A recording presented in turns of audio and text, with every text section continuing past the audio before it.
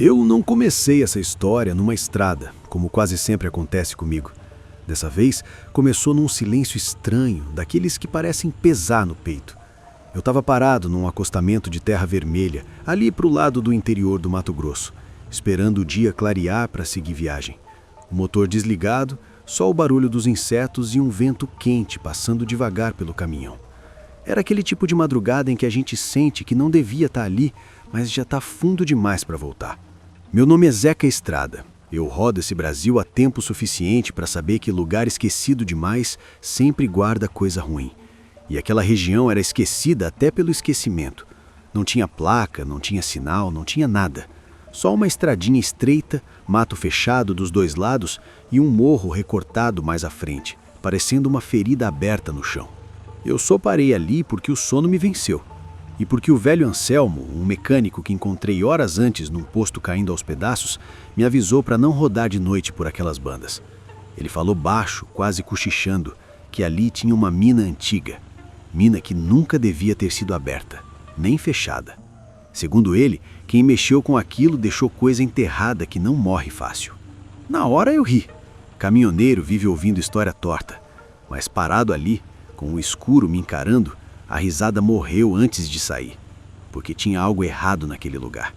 O ar parecia pesado, difícil de puxar, e de vez em quando vinha um cheiro metálico, como ferrugem molhada, mesmo sem ter chuva. Foi quando eu vi a entrada. Não dava para ver da estrada principal.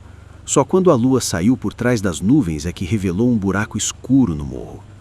Tábuas velhas cruzadas, algumas quebradas, outras afundadas para dentro, como se alguém tivesse tentado fechar aquilo na pressa. A terra em volta era mais escura, pisada demais para um lugar abandonado. Enquanto eu observava, senti aquele arrepio que começa na nuca e escorre pela coluna. Não era medo ainda, era aviso, daqueles que a gente aprende a respeitar depois de velho. Mesmo assim eu desci do caminhão. Não sei explicar por quê. Curiosidade é uma praga que anda de mãos dadas com a desgraça. Foi aí que ouvi o primeiro som. Não parecia bicho, não parecia vento. Era um eco abafado, vindo de dentro da terra. Como se algo se mexesse lá embaixo, bem devagar. Parecia distante, mas ao mesmo tempo próximo demais. Eu fiquei parado, respirando curto, tentando convencer minha cabeça de que era só imaginação. Enquanto eu tentava decidir se voltava para o caminhão, um senhor apareceu atrás de mim, do nada. Magro, roupa surrada, chapéu velho escondendo metade do rosto. Eu quase pulei para trás. Ele me olhou como quem já sabia que eu estava ali antes mesmo de chegar. Disse que morava ali perto. Disse que aquela mina já tinha levado muita gente. Trabalhador, criança, gente que ninguém procurou. Falou que há décadas quem entrava ali não saía do mesmo jeito. Alguns não saíam nunca. Outros saíam carregando coisa por dentro, coisa que ia matando aos poucos. Antes que eu perguntasse qualquer coisa, ele só falou uma última frase, olhando direto para a entrada escura da mina. Tem coisa ali embaixo que aprendeu a esperar. Depois disso, virou as costas e sumiu no mato, como se nunca tivesse existido. E eu fiquei ali, sozinho outra vez, com o silêncio mais pesado do que antes, encarando aquele buraco no chão, sentindo que minha rotina de estrada tinha acabado de quebrar. Depois que aquele velho sumiu no mato, eu fiquei parado feito poste, tentando entender se aquilo tinha acontecido mesmo ou se o cansaço tinha resolvido brincar com minha cabeça. Voltei para o caminhão, liguei o motor só para sentir vibração, para me lembrar que ainda estava no mundo dos vivos. Mesmo assim, não consegui sair dali. A estrada à frente parecia mais escura do que antes, como se o breu tivesse engolido o caminho. Resolvi esperar o dia clarear. Erro meu, porque quando o sol começou a nascer, ele não trouxe alívio nenhum. A luz só deixou tudo mais real. A mina estava ali mesmo, a entrada torta, a madeira podre, marcas de pés antigos e recentes misturados na terra. Não era um lugar esquecido, era um lugar evitado. Mais tarde, quando finalmente encontrei uma vila pequena a poucos quilômetros dali, comecei a perguntar. No boteco, no mercadinho, no posto improvisado. Bastava eu mencionar a mina que o clima mudava. As conversas baixavam de tom, os olhos desviavam. Teve quem fingisse não ouvir. Teve quem mandasse eu cuidar da minha vida. Mas uma mulher, dona de um bar simples, acabou falando mais do que devia.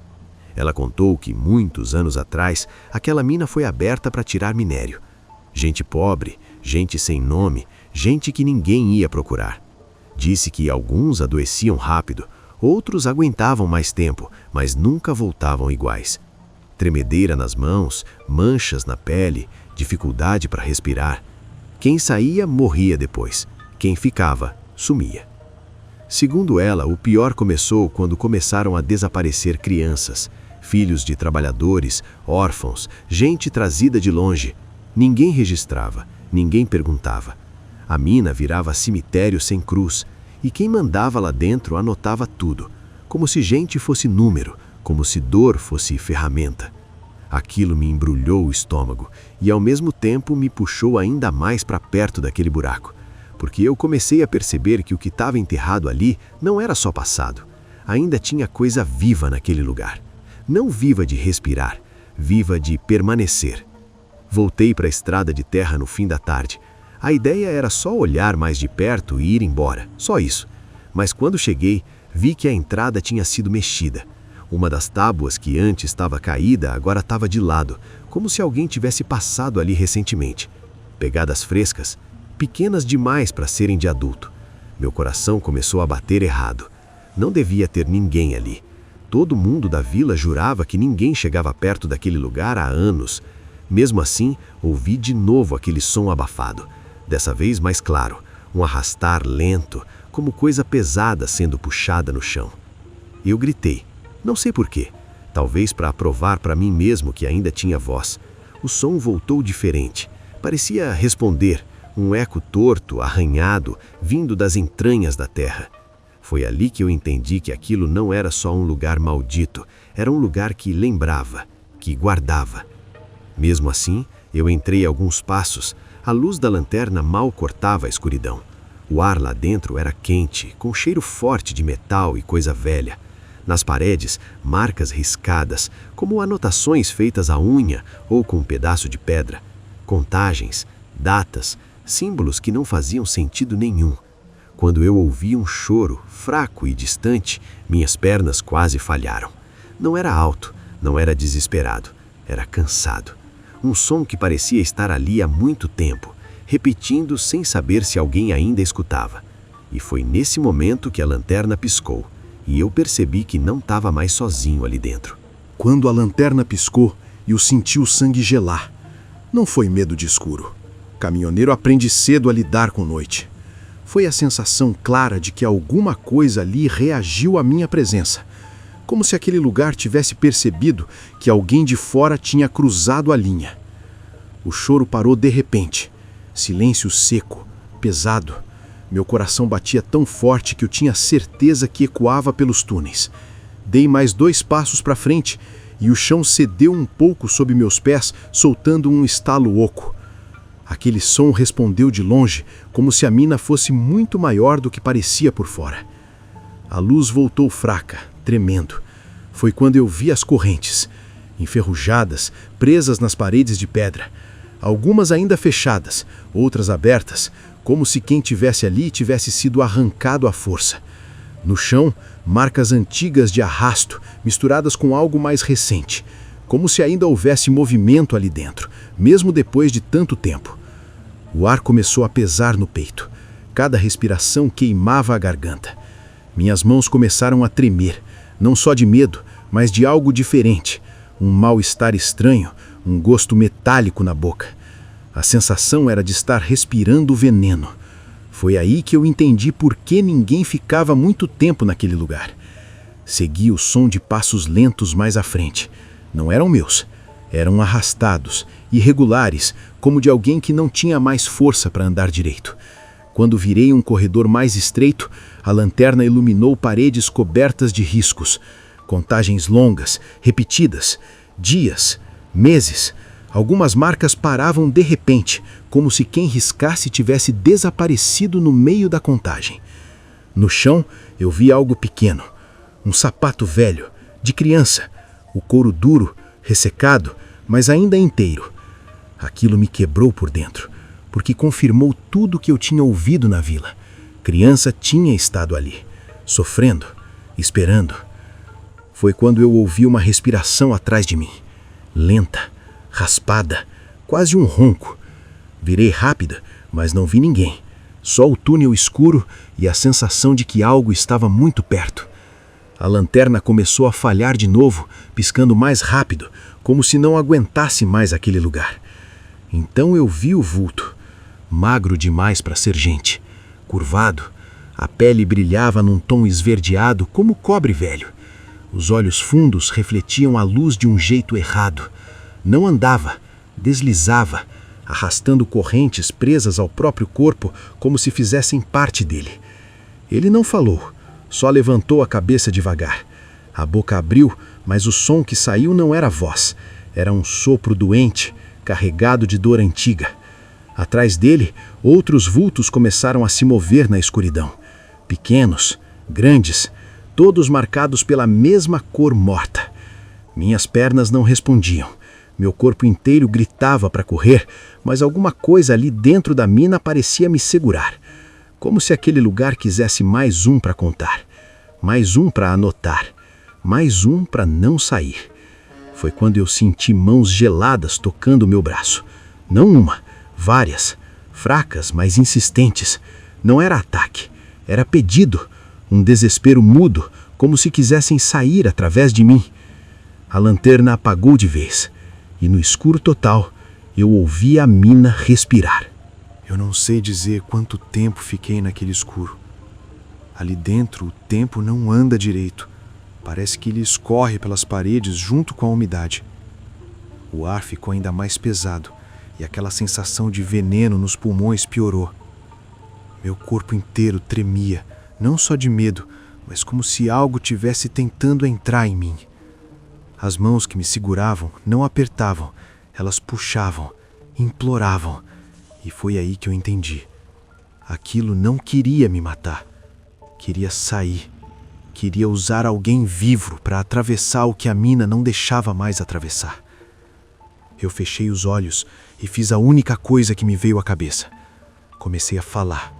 Falei em voz alta que eu estava ali, que eu tinha visto, que eu ia contar, que ninguém mais ia ficar esquecido naquele buraco. Cada palavra parecia rasgar minha garganta, mas conforme eu falava, as mãos foram soltando devagar. O som de correntes diminuiu. O choro voltou, só que mais fraco, como se estivesse se afastando. Então, de repente, a luz da lanterna piscou uma última vez e acendeu. Os vultos estavam mais distantes, recuando, sendo puxados de volta pela própria escuridão da mina. Eu não esperei mais. Corri como nunca corri na vida. Tropecei, bati o ombro, rasguei a pele, mas não parei. Quando saí da entrada, caí de joelhos na terra vermelha, vomitando, puxando o ar como se tivesse nascido de novo. Atrás de mim, a mina ficou muda, silenciosa demais. Antes de ir embora, eu vi.